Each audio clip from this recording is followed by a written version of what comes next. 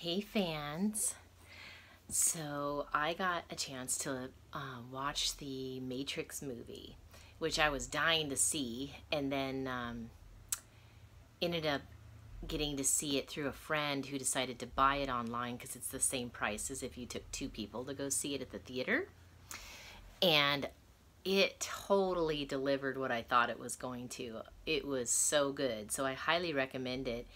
It is so pertinent to what's going on in our world right now, and so many messages, because they use movies as a form of disclosure because it's sort of a soft landing for hard concepts, so that we are aware of what's really going on behind the scenes.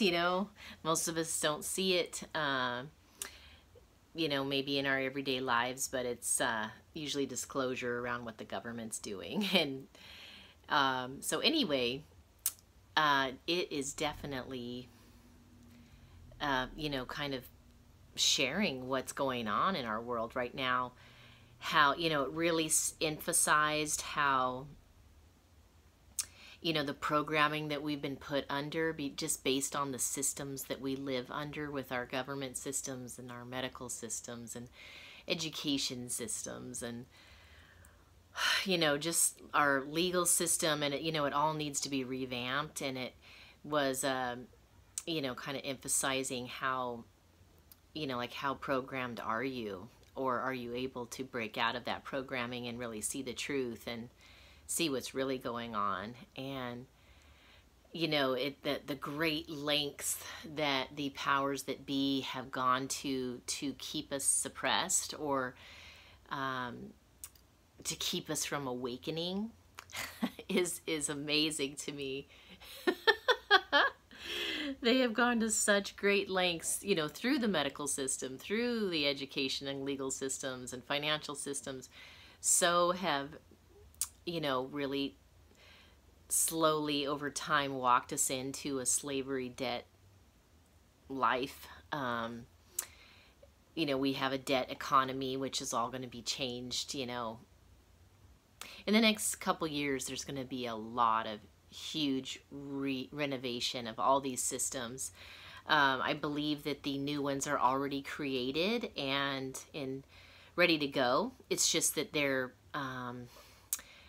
kind of, it's almost like, like we have to wait to go through chapter 1 before we can get to chapter 9, kind of thing, where there's a certain domino effect and everything is laid out as far as it's gonna be rolled out, and just so it doesn't shock everyone, because once everyone knows what really has been going on for hundreds of years and what bad leadership we have had to live under, and that we've just kind of gotten used to or just had to live with, it's quite shocking, and it's going to bring up some anger and whatnot, because even the religious systems have been jeopardized too. A lot of the sacred texts and just the dogma has been altered through time. And so it's not even the real deal either. It's not the truth. It's, either watered down or literally shifted in ways that actually kind of, sometimes when you shift something 1 degree, it really can take you completely off course. So, yeah, we're having, or at least people who are a little more informed, I guess, of this behind the scenes stuff, are having to be very patient as they lay out 1 step at a time all these different things that are happening to help wake up the masses to what's really going on, and to get everybody realizing, we have rights, we have freedoms, we are sovereign, we have divine rights, and we have constitutional rights, and no more of this BS anymore. You can't tell us that we can't breathe, by wearing masks. And you can't tell us that we have to take your bogus blue pill when we need the red pill because we're waking up. Like the Matrix movie goes into that. And the blue pill kept him from seeing truth. He was just so dumbed down by it, you know. It prevented him from being able to access those parts of his brain that, you know, give him abilities to see through the bullshit. And so anyway, we're hanging in there, and we're really looking forward to being able to be a part of building that new world, as they talk about at the end of the movie, you know, of just it. Thank God it's already created for us, and the template for it is already made and created. There's been so many things ready to roll out that are good for us, that like med beds and technologies that they have suppressed because they didn't really want us to have them. Because, you know, they were just kind of really preferred, the powers that be really hoarded everything for themselves, and they wanted us to just be sort of like robots, but we're just not. You know, we have a divine spark in us, and there's nothing they can do about that. You know, we're waking up, and it's our turn. It's time to have heaven on earth because it's slated that way for destiny, and there's nothing they can do about it. And they're still going to probably go down with a fight because it's just how they're rigged. And, you know, these people, some of you may have heard, you know, talks about them. They're the reptilians, sometimes they're called, but basically, you know, it's sort of like a vampire energy. They're not human. They have interbred with humans, but originally they don't have that divine spark, although they're very intelligent, which is very dangerous when you don't have heart and integrity to go with that intelligence. But at any rate, we I guess all agreed to play this out and go through this experience. And I also think there was a lot of surprises where our right to choose and our free will did get overridden, which is a deadly sin to do that. So they're going to be in big trouble for that. But at any rate, these are people that kind of are like parasites or vampires, where they have to feed off of us, and they feed off of negative energy. They feed off of fear and anger and the like. And you might have heard of adrenochrome. They feed off of that from blood. You know, of adrenaline in the blood that gets, it's basically, you know, just the stress, fear and anger and all that in the blood itself that they feed off of. And kind of like vampires, honestly. Yeah, they basically are. Which is their weakness, because they can't survive without it. That's what they feed off of. Whereas we as humans, we're not that way. You know, we have a divine spark.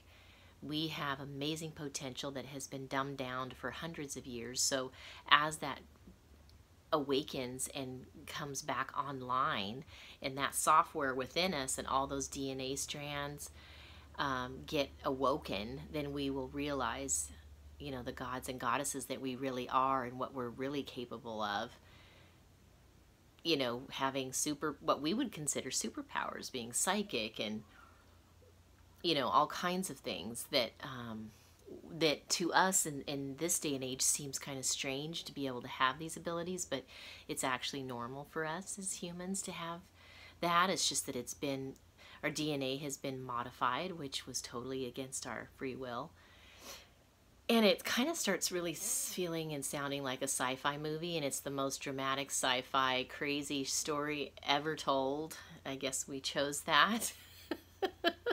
But thank God, you know, we're coming to the end of that era, and, you know, it's predicted, like I said, you know, even in the Bible, to have that 1,000 years of peace and the new age of Aquarius and, you know, age of abundance and all that, because we actually are supposed to be able to live and thrive and not have to earn our living or even earn our right to be on this planet to even be able to make it. And this is the only planet where they make us work to just live here, you know, and we have to, you know, they make us have to own land and houses in order to, you know, get by and all that, which that's not what Mama Earth wants. She wants everyone to be able to live in peace off the land. And so at any rate, I go see The Matrix, and of course we all have our own filters, but it was really exciting to just see, you know, it was amazing how complex it is, because it is like a chess game, and that's how it's been between, you know, those who are wanting to keep the old school system in place and those who are, you know, renegades wanting to break into the new world of so much better for everyone, where it's win-win instead of just this 1% elite taking everything and controlling everybody. There's going to be a lot of disclosure this year, so be ready. And I just wanted to also say too, thank you patrons for your contribution that makes it possible for me to show up. It allows me to be sustainable, and I did post something. So this is an example. Like, there was a patron who asked, you know, how do I like to be pleasured? Relating that to my Tantra, you know, my main business of Tantra and relationships and love. So that's a pretty personal question. So that's something that I gave to the upper patrons so that you would solely have access to that. And that's the kind of example of things that I will share with you when you're a patron, and especially on the higher tier levels, because it's, you know, not something I necessarily want to put out on all of YouTube just yet, because it's a pretty deep teaching, and I bet most of you are not doing it, pleasuring women the way that I'm describing in that video. And so you could learn a lot from it, because it's multifaceted. And anyway, until our next video, hang tight and stay positive, and know that you are loved more than you could ever dream of.